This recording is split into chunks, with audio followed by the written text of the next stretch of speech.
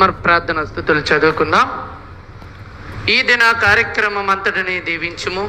నీవు దేవుడవు, మేము మనుషులము, నీ సంగతులను మేము గ్రహించలేము. అయినను నీవు తెలియజేయుచున్నందుకు స్తోత్రములు.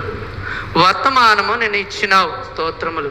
ఈవేళ ఇవ్వనై ఉన్నావు, స్తోత్రములు.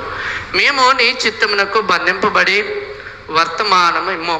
మీరు నోవాహును వడకట్టమన్నాడు. అతడు ఏమీ ప్రశ్న వేయకుండా గొప్ప అద్భుతము జరిగినది. ఎందుకంటే ప్రశ్నలు వేయకుండా నీవు చెప్పినట్లు చేసినాడు గనుక అది జరిగినది. ఎంత గొప్ప విధేయత, భక్తి అనగా అదే. మాకు కూడా అట్టిది